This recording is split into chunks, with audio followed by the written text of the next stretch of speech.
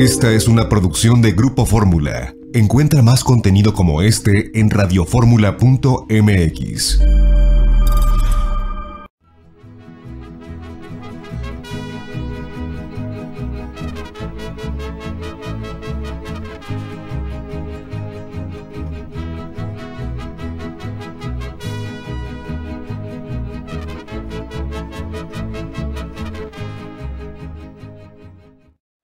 Amigas y amigos, muy buenas tardes tengan todos ustedes. Los saluda con el afecto de siempre José Manuel Villalpando, aquí en una emisión más de su programa, La Historia que Quiero Vivir, que como todos los sábados por la tarde, que es la hora de la historia, estamos transmitiendo a través de los micrófonos y frecuencias de Radio Fórmula.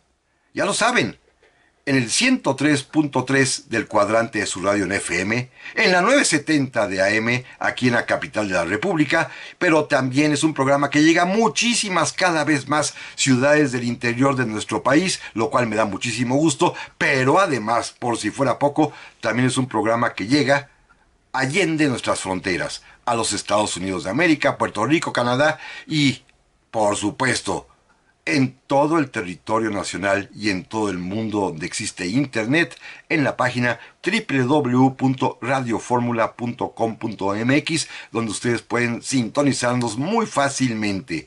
Sigue siendo esto un programa grabado, conocen ustedes perfectamente la razón, la pandemia no cede. Al contrario, está como que más virulenta y por lo tanto debemos cuidarnos, protegernos, utilizar el cubrebocas, evitar las aglomeraciones, tratar de tener las mayores precauciones y por lo tanto aquí estamos acompañándonos mutuamente, cosa que agradezco infinitamente el favor de su atención. Recordándoles que además también están disponibles las vías electrónicas que permiten comunicarnos, bien sea a mi correo villalpandohistoriador@gmail.com o también en mi página de Facebook, Villalpando la Historia, que están a sus órdenes y que además respondo de inmediato. Amigas y amigos, si les parece bien, vamos a comenzar. Este próximo martes 24 de agosto, recordaremos los mexicanos, los 200 años de la firma de los que han sido llamados Tratados de Córdoba. Ya sé que la palabra está en plural, pero así se empleó desde el principio, así lo suscribieron Agustín de Iturbide y Juan O'Donoghue. Así escribieron tratados en plural, cuando es uno solo, pero bueno, es la costumbre histórica y no vamos a pelearnos con la gramática el día de hoy. Pero es un acontecimiento muy importante, un hecho histórico, vital, fundamental, para entender el complejo proceso de la consumación de nuestra independencia, que en este año de 2021 estaremos todos recordando y conmemorando en sus 200 años, 2 siglos de que estos hechos sucedieron. Comenzó, como ya sabemos, y simplemente recapitulo muy rápidamente, allá en Iguala, el día 24 de febrero, cuando fue proclamado por el propio Agustín de Iturbide el plan de Iguala, que va a continuar esta historia con lo que se ha dado en llamar el abrazo de Acatempan, que en realidad es la representación de cómo Iturbide y Vicente Guerrero pudieron ponerse de acuerdo y actuar en medio de un pacto en consecuencia para fundar entre los dos no solamente al ejército trigarante, que era la fusión de los insurgentes y antiguos realistas, sino sobre todo poder crear entre los dos la independencia a través de las 3 garantías: la libertad, la religión y la unión. Todo esto, ustedes recordarán, espero que así sea, lo platicamos con amplitud y mucho detalle precisamente allá en el mes de febrero de este año, hace ya 6 meses. En aquella ocasión dedicamos 3 programas a comprender todo este entorno histórico y hasta geográfico de cómo se va a dar el proceso de consumación de nuestra independencia. No quiero repetir lo que ya en aquella ocasión ya platicábamos. Los remito a los programas que están en la página de YouTube. Ahí ustedes pueden encontrarlos muy fácilmente en el canal de José Manuel Villalpando. Y simplemente quisiera nada más recapitular señalando que para el día, y ahí comenzará nuestra historia, 30 de julio de 1821, estando ya en la ciudad de Puebla, que recién había capturado el ejército trigarante, obteniendo la rendición de la ciudad, un ejército comandado por el propio Iturbide, sí, pero que tenía como comandante de campo a un antiguo insurgente, a Nicolás Bravo. Allí en Puebla, Agustín Iturbide recibió la noticia de que acababa de desembarcar en Veracruz, en el puerto de Veracruz, el que ha sido llamado último virrey de la Nueva España, el teniente general don Juan de O'Donoghue. Ya hemos explicado en otra ocasión que en realidad este nombramiento de virrey se lo hemos dado por tradición, por continuidad, porque en realidad los títulos que él tenía, el nombramiento con el cual vino a México es el de jefe político superior y capitán general de la Nueva España, según lo establecía la propia Constitución de Cádiz, que recordemos, ya había sido puesta en vigor nuevamente desde el año de 1820 allá en España, en donde en ese momento había un régimen liberal. Sí, claro, con un rey, pero con una constitución liberal y con unas cortes, un congreso liberal. Esto es bien importante porque es un contexto básico de inicio para poder ir entendiendo este complejo armado que constituye la consumación de la independencia y que uno de sus pilares fundamentales, uno de sus elementos fundantes o fundacionales es, junto con el Plan de Iguala, precisamente estos tratados de Córdoba, que repito e insisto, el día 24 de agosto, allá en Córdoba, Veracruz, en donde seguramente estarán de fiesta y celebración y manteles largos, se recuerda que 200 años atrás en esa misma población se suscribieron estos tratados. O'Donoghue, pues, llegó a Veracruz. Hay un contexto geográfico histórico muy importante que entender. Cuando O'Donoghue desembarca en el castillo de San Juan de Ulúa, que es donde atraca el barco en el que él viene, se entera por un pescador que está por ahí de que, pues, en realidad, ya casi todo el territorio de la Nueva España está a favor del ejército trigarante, a favor de los postulados del Plan de Iguala, a favor del mando que ha recaído en Agustín de Iturbide. Esta información, que seguramente sorprendió a Juan de O'Donoghue, que venía, pues repito, en el carácter de virrey, como lo llamamos coloquialmente, jefe político superior, pues lo va a angustiar, porque él no esperaba encontrar una situación ya tan declaradamente contraria a los intereses de España. Él viene en nombre del rey de España, viene en nombre del gobierno español, y de pronto llega a un sitio en donde le informan de principio de cuentas que la cosa está casi perdida para los españoles. En cuanto se traslade al puerto de Veracruz, el comandante militar de ese lugar, el mariscal José Dávila, lo va a poner al tanto de todos los acontecimientos que han ocurrido en la Nueva España desde febrero, desde el día del Plan de Iguala hasta estos momentos ya de fines de julio, principios de agosto de 1821, y la situación que José Dávila le plantea, le narra, es patética y terrible para los españoles. Le cuenta que Iturbide proclamó el Plan de Iguala, que a él se adhirieron de inmediato los caudillos insurgentes que aún sobrevivían, como Vicente Guerrero, como Nicolás Bravo, pero sobre todo que a él se unieron, desertando del ejército realista, los más importantes y principales comandantes que el ejército virreinal tenía diseminados por toda la Nueva España.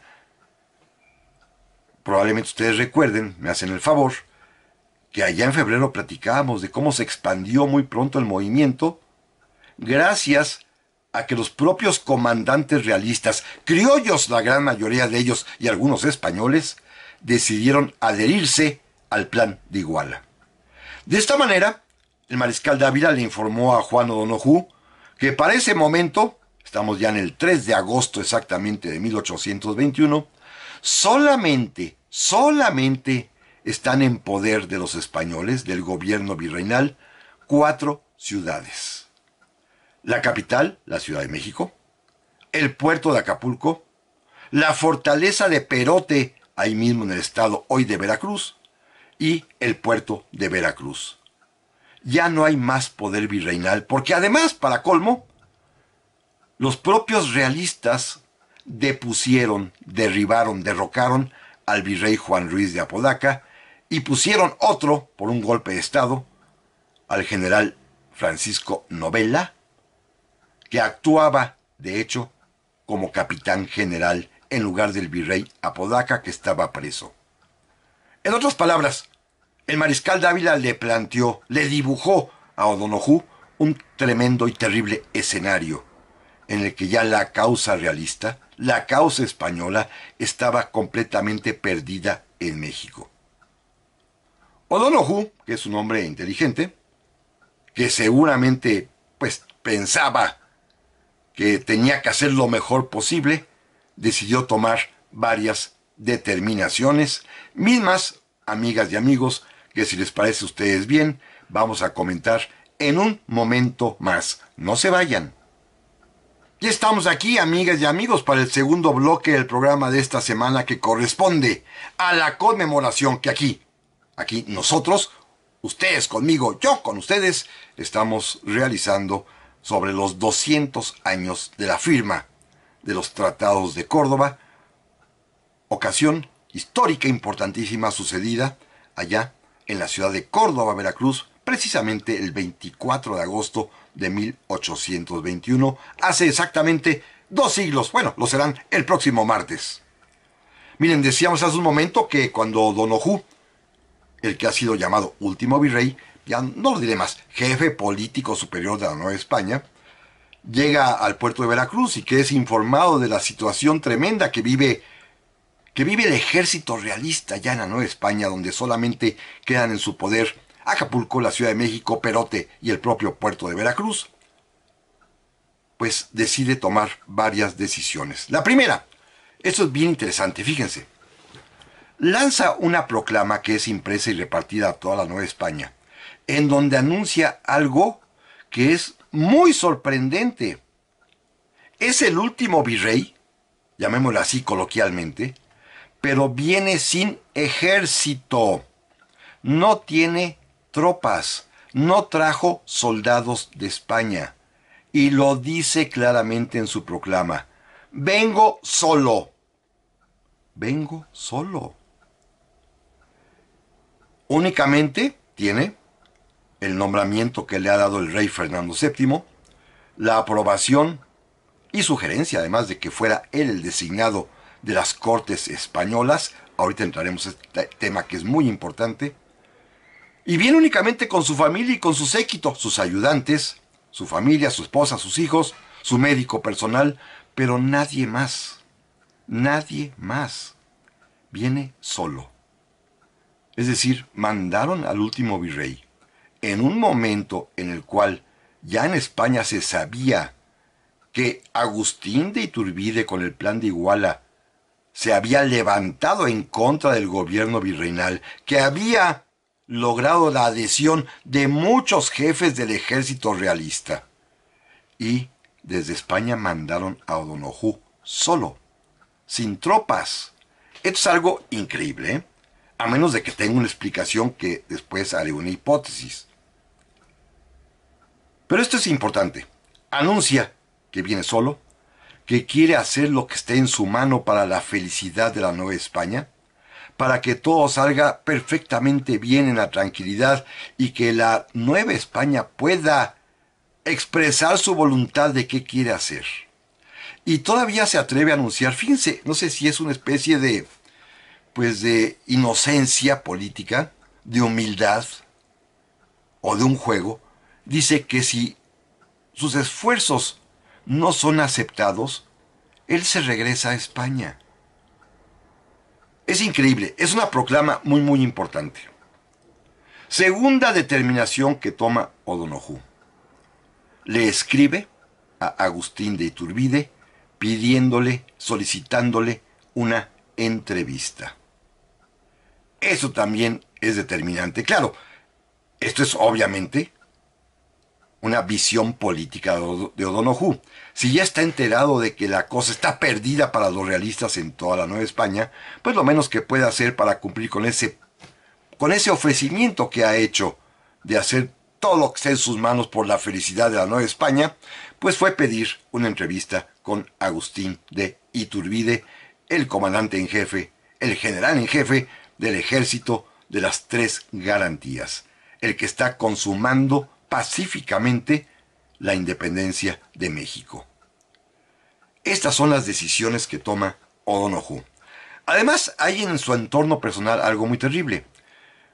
En ese momento, todos sabemos que en la historia de México, el puerto de Veracruz es bastante insalubre. Solamente viven allí quienes ya se han aclimatado, o que nacieron, o que llegaron y lograron sobrevivir al, ataque de la fiebre amarilla, del cólera, de la tifoidea, que eran enfermedades muy comunes allá en Veracruz, y que en estos días de agosto, los primeros días de agosto, van a provocar que dos de los sobrinos de O'Donoghue que vienen con él fallezcan simple y sencillamente de las fiebres que atacan a todos los que llegan, a los recién llegados en lo que se aclimatan. Pues la gente se enferma y fallece. Así le sucedió a dos de sus sobrinos, y esto pues preocupa mucho a O'Donoghue, que no viene muy bien que digamos de su salud.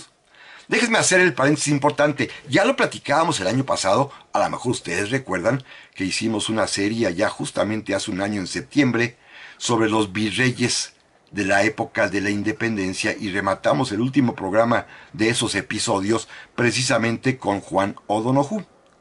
Y les decía yo en aquella ocasión que O'Donoghue llegó a México, sí, muy enfermo, venía gravemente enfermo, de una dolencia bastante severa, y es que era susceptible de pescar cualquier tipo de enfermedad. No tenía defensa su organismo. Una situación provocada por los tormentos a los que había sido sometido. Lo habían torturado, y de una manera bastante cruel. Les contaba yo en aquella ocasión que le habían arrancado las uñas de los dedos de la mano, de las manos, y de los dedos de los pies. Y como todos sabemos, las uñas son elementos protectores de nuestro cuerpo, y al carecer de ellas, pues fácilmente, y más en aquel tiempo que no hay antibióticos ni otro tipo de medicinas que resuelvan este problema, era fácilmente víctima de todo tipo de microbios, virus o bacterias, y esto lo hacía estar muy delicado de salud. Así que le urgía salir del puerto de Veracruz.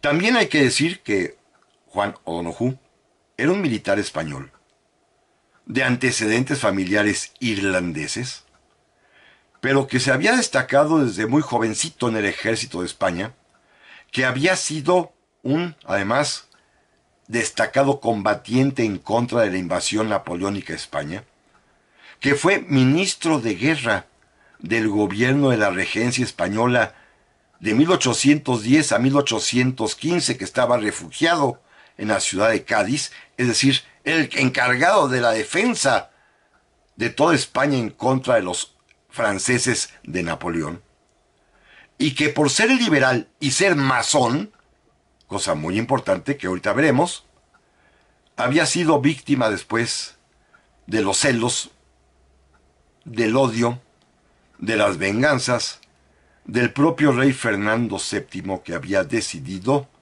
restablecer el absolutismo, desconocer la Constitución, acabar con los liberales y sobre todo acabar con los masones, y uno de los masones más destacados y prominentes de España era el propio Juan O'Donoghue, quien fue puesto preso, fue encarcelado y fue torturado de esta manera atroz que he comentado al arrancarle las uñas de pies y manos.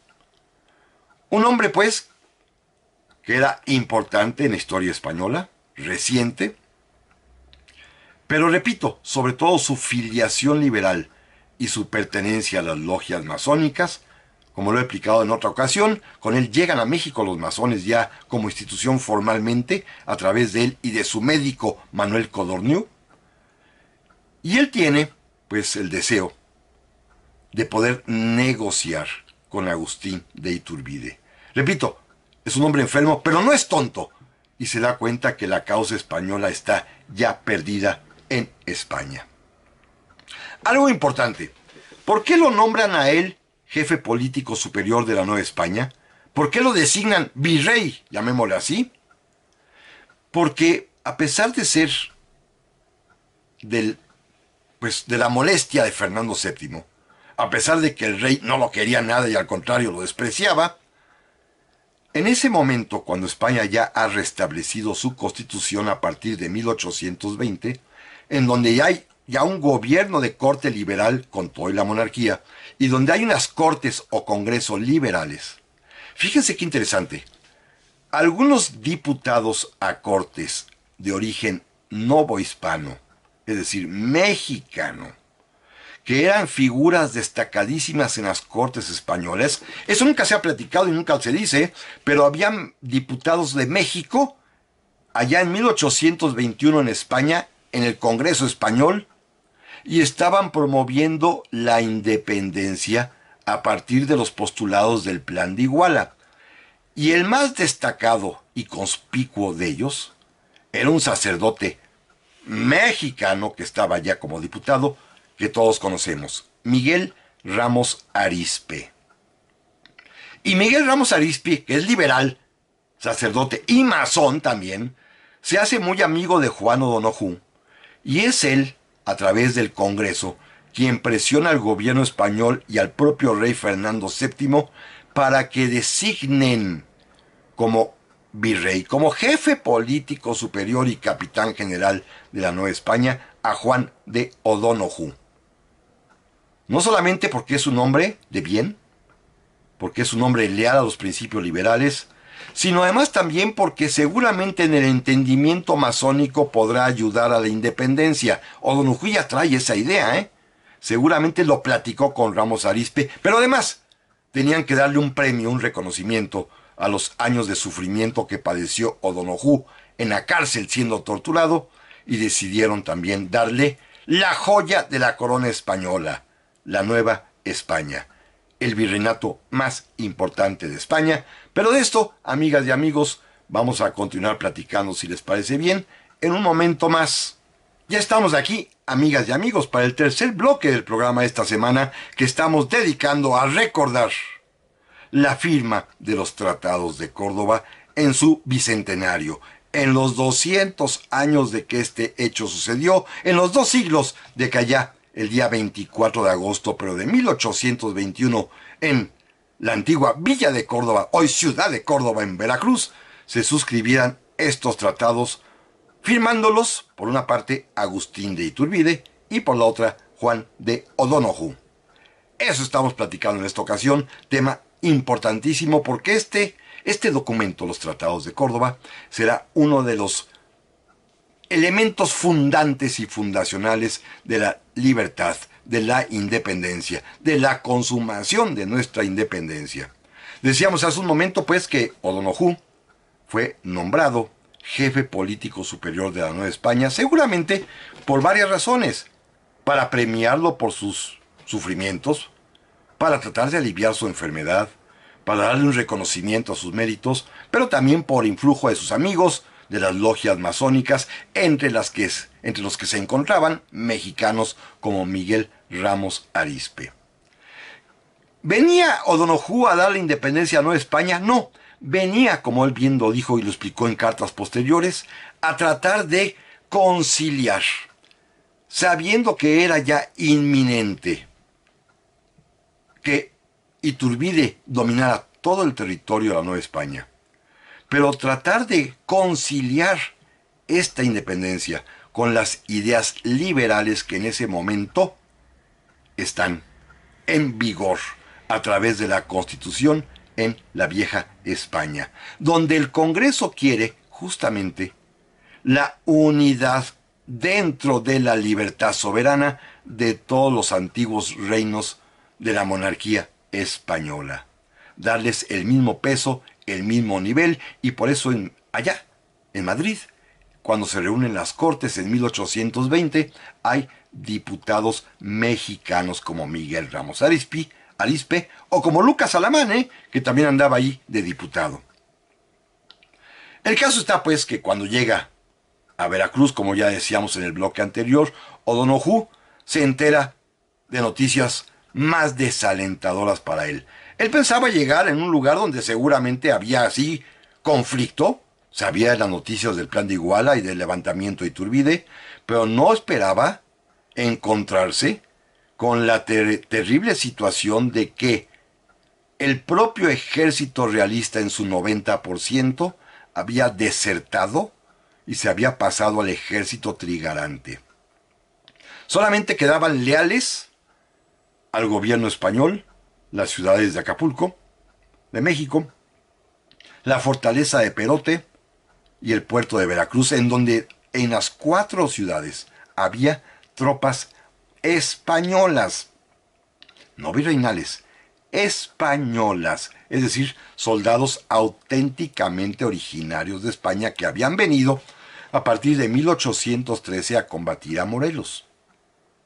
En todos los demás lugares, las tropas virreinales, las del ejército realista, que estaban formadas en su mayor parte por criollos, mestizos y mulatos, se habían separado del virrey y se habían pasado del lado de Iturbide y de los antiguos insurgentes, formando todos así el ejército trigarante.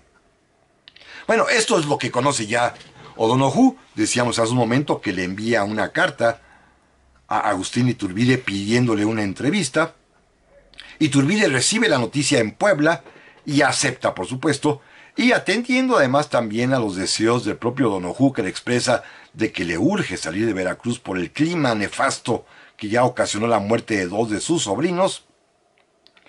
Iturbide le propone un lugar intermedio entre Puebla y Veracruz, con mucho mejor clima ya en las montañas, y es la villa de Córdoba, la ciudad de Córdoba hoy en día, allí en el estado de Veracruz. Esta hermosísima ciudad que a mí me gusta mucho y en donde además se conserva en su plaza mayor no solamente el sitio, la casa donde se celebraron las pláticas y se firmaron los tratados, sino que además también hay allí un pequeño busto de Iturbide.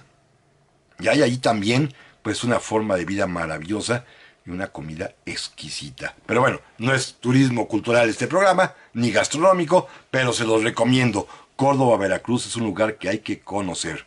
El jamón envinado de Córdoba es una maravilla. Pero bueno, eso es punto y aparte.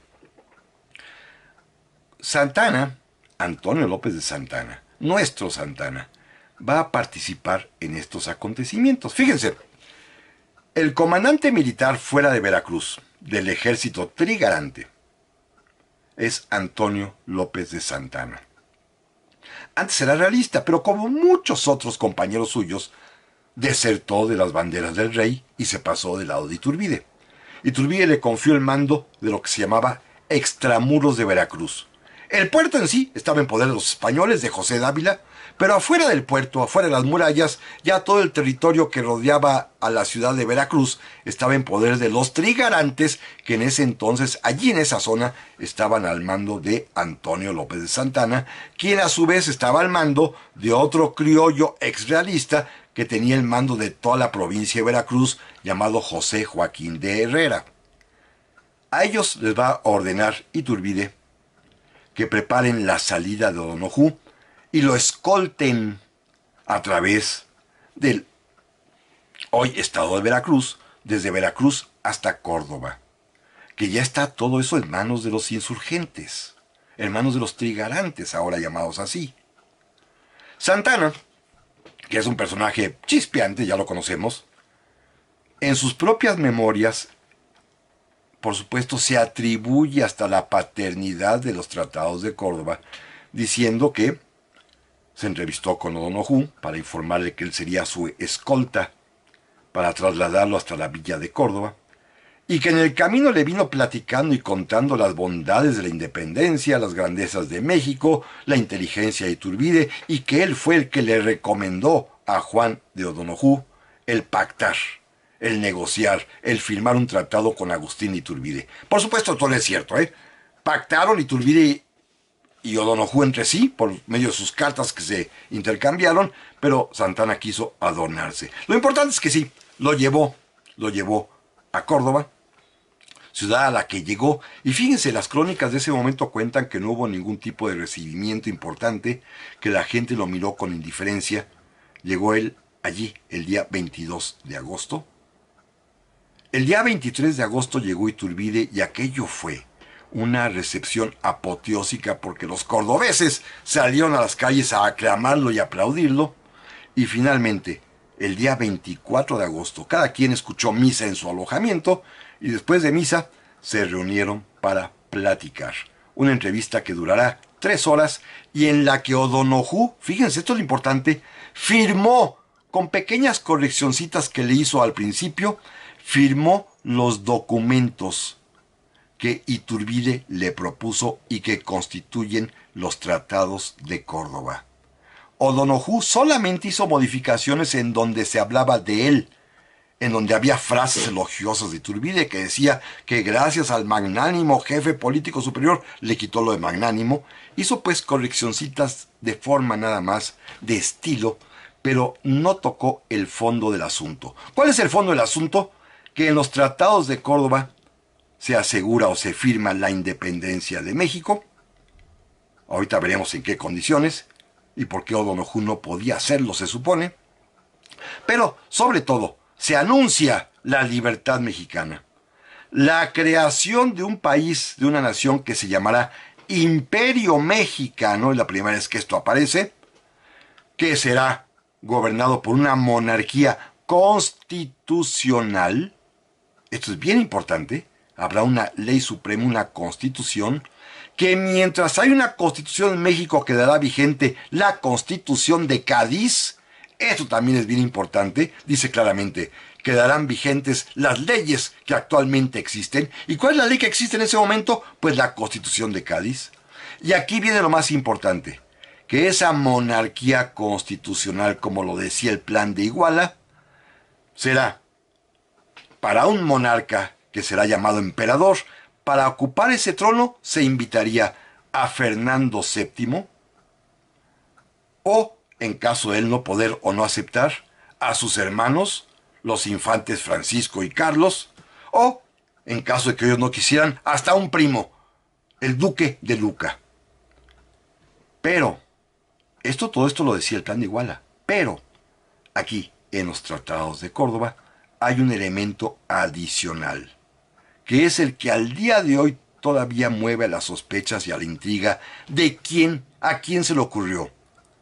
Porque en los tratados de Córdoba, O'Donoghue e Iturbide dijeron que se ofrecería la corona de México al rey de España, Fernando VII, a sus familias y parentela, pero en caso de que ninguno aceptara, sería emperador del Imperio Mexicano aquella persona que las Cortes, que el Congreso mexicano designara. Esto no lo decía el Plan de Iguala. El Plan de Iguala establecía que se invitaría a Fernando VII o a cualquiera de las casas reinantes para evitar los atentados funestos de la ambición y tener un emperador educado, hecho y derecho, formado para ello. Y en los tratados de Córdoba cambiaron la jugada y permiten que sea el Congreso, en caso de no aceptar los otros, el que designe a un monarca, el que designe a un emperador. ¿A quién se le ocurrió esto? ¿Cuáles son los motivos? Esto es uno de los grandes misterios de la historia de la consumación de la independencia, pero seguiremos platicando de ellos en un momentito más. Ya estamos aquí, amigas y amigos, para el último bloque del programa de esta semana que estamos dedicando, como ya ustedes lo saben, a conmemorar, aquí nosotros, ustedes y yo, los 200 años de la firma de los tratados de Córdoba. Allá, en la antigua villa, hoy ciudad de Córdoba, Veracruz, suscritos el día 24 de agosto de 1821, es decir, el próximo martes, 2 siglos atrás exactamente, por Agustín Iturbide y Juan O'Donoghue. Hace un momento nos quedábamos en el tema capital de este asunto. ¿A quién se le ocurrió modificar los postulados del Plan de Iguala, en donde se invitaría a un monarca hecho y derecho para evitar los atentados funestos de la ambición, y modificar esa idea para que en los tratados de Córdoba apareciera que se invitaría, así como en el Plan de Iguala, a los miembros de la familia real española que viniesen a ocupar el trono de México, pero en caso de no aceptar, podría ser designado emperador la persona que el Congreso, que las Cortes mexicanas designasen. Este es el gran misterio de los tratados de Córdoba. Al día de hoy, lo único que sabemos con certeza es que el documento, que fue firmado allá en Córdoba el 24 de agosto de 1821, le fue presentado a O'Donoghue por Iturbide. Es decir, lo prepararon en la oficina, llamémosla así, del propio Iturbide. Seguramente él estaba de acuerdo. ¿Con qué intenciones? Bueno, la historia ya le dio una respuesta. Todo mundo piensa que desde ese momento Agustín de Iturbide ya tenía en mente la posibilidad de coronarse a sí mismo después. Bueno, lo coronó el Congreso, con esta facultad de los tratados de Córdoba. Hoy se piensa, y es muy común pensarlo, que Iturbide, que era bastante inteligente también, conociendo cómo eran los españoles de aquel tiempo, soberbios, necios y obcecados, y que no aceptarían la independencia de México y que rechazarían el ofrecimiento de la corona, y como dirían que no, pues alguien tenía que ser emperador. Entonces Iturbide, dicen, ya preparó las cosas desde los tratados de Córdoba y ya señaló la posibilidad de que pudiera ser emperador de México cualquier persona que las Cortes mexicanas designasen. Esto suena, pues sí, muy lógico, sobre todo ante la contundencia histórica de lo que pasará meses después, que Iturbide, una vez que haya el rechazo de la corona española que parece ser profética, será proclamado emperador de México. Entonces, él sería el que lo planteó. Puede ser, ¿eh? Repito, no sabemos la respuesta. Hay otras hipótesis más, como la que plantea el propio Lucas Alamán, que también tiene cierta lógica. Y si era la forma para restaurar a la antigua monarquía azteca. Fíjense bien, como lo veremos más adelante, en septiembre, cuando se firma el Acta de Independencia se habla claramente de que la nación mexicana, que por 3 siglos no ha tenido voz propia, recobra hoy la libertad. ¿La nación mexicana? ¿La nación azteca? Lucas Alamán piensa que era una intentona para entregar el trono de México a un descendiente del antiguo tlatoani Moctezuma.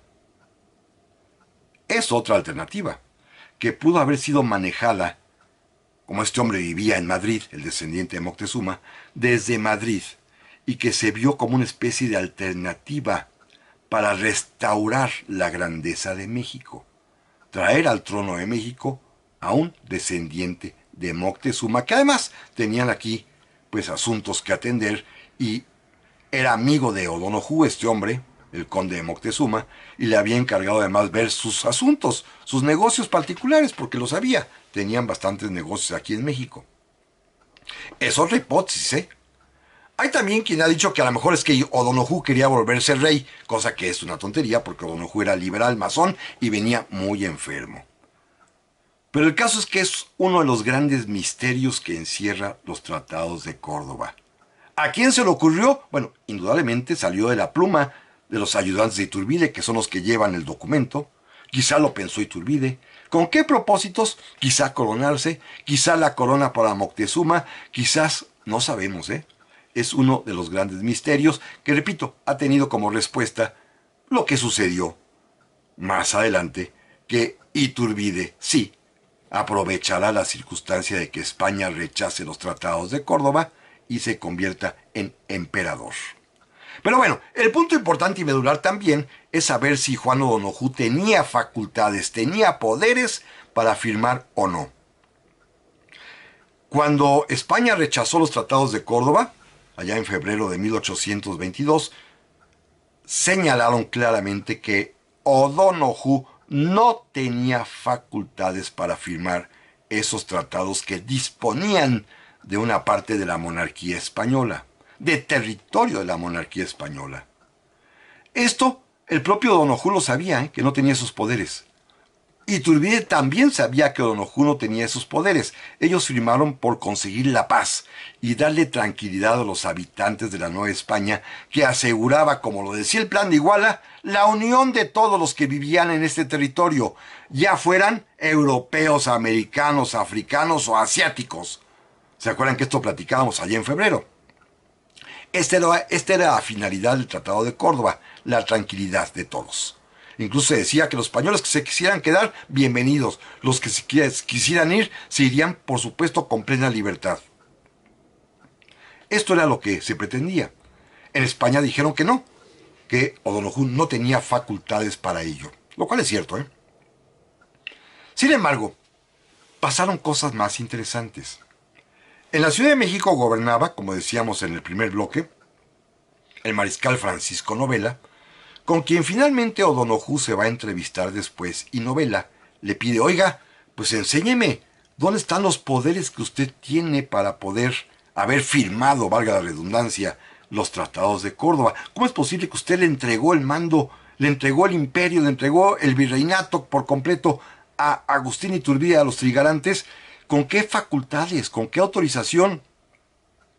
Y se encerraron a platicar Novela y O'Donoghue allá por San Joaquín, aquí cerquita de la Ciudad de México, ya dentro de la Ciudad de México hoy en día, y allí, según se cuenta, O'Donoghue le enseñó o le mostró a Novela las instrucciones reservadas que tenía el propio rey. En estas instrucciones no dice que firme los tratados de Córdoba, dice únicamente que lo faculta, lo autoriza para obrar conforme a las circunstancias. Es decir, O'Donoghue podía hacer lo que juzgase conveniente para cumplir con las órdenes de su rey de ser el virrey. ¿Cumplió o no cumplió? Esa es la gran pregunta. ¿O cumplió con el encargo de las cortes españolas? ¿O cumplió con lo que le pidieron sus amigos masones como Ramos Arizpe? ¿O cumplió con su conciencia? ¿O cumplió con Iturbide? ¿O acaso, como también se ha sugerido, estaba ya tan gravemente enfermo? A los pocos días iría a la tumba, ¿eh? Ya hemos platicado que O'Donoghue fallecerá el día 8 de octubre de 1821. Ya venía bastante enfermo, que simple y sencillamente lo que quería era apresurar las cosas, salir del trance, quitarse de preocupaciones. En realidad, no sabemos, ¿eh? No sabemos. Lo que sí sabemos es que España desconoce los tratados de Córdoba. Lo que sí sabemos es que Novela aceptará obedecer a O'Donoghue, quien le muestra estas instrucciones en donde el rey le dice que obre según las circunstancias, y sobre todo que se consigue uno de los objetivos, el último del Tratado de Córdoba, que era conseguir la capitulación, la rendición de todas las ciudades que aún permanecían en poder del ejército español. Ahora sí, españoles auténticos: Acapulco, la Ciudad de México, la Fortaleza de Perote y Veracruz. De todas ellas se van a retirar los soldados españoles que irán hacia el puerto para embarcarse a España, y la única ciudad que se va a resistir a medias es el puerto de Veracruz, donde el mariscal José Dávila aquel que platicábamos en el primer bloque que recibe O'Donoghue, se opone y como está ya totalmente en poder de los trigarantes todo el país, él simplemente se pasa al islote y al castillo de San Juan de Ulúa, desde donde va a hostilizar al puerto durante un par de años más todavía, como sabemos. Pero repito, es un documento histórico fundamental los tratados de Córdoba, que cumplen ya 200 años. Es el documento que de alguna manera legitima a Agustín de Iturbide porque tiene el reconocimiento del último gobernante español, del último llamado virrey, del último jefe político superior, que aunque en España lo hayan desconocido, para efecto interno para nosotros los mexicanos de aquel tiempo era suficiente. El último virrey estaba negociando y pactando y aceptando lo que Iturbide le propuso, que era la independencia de esta patria nuestra, conforme a los postulados del Plan de Iguala. Un documento importantísimo que celebran en Córdoba, Veracruz, por lo cual me da muchísimo gusto que allá también nos puedan escuchar. Amigas y amigos, más de este tema la próxima semana, si Dios lo permite, y cuídense mucho, y aquí nos vemos y nos escuchamos muy, pero muy pronto. Hasta la vista.